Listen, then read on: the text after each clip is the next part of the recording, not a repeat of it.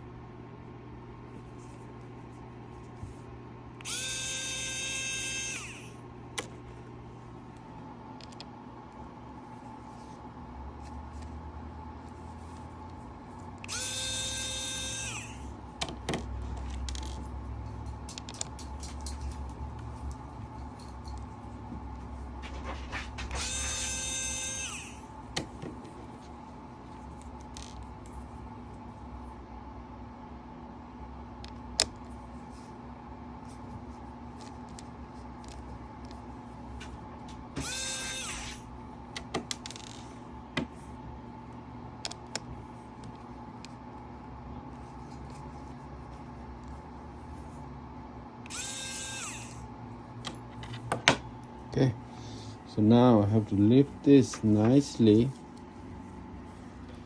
I have to use both hands. Oh, got it out. See, right, this one is broken. So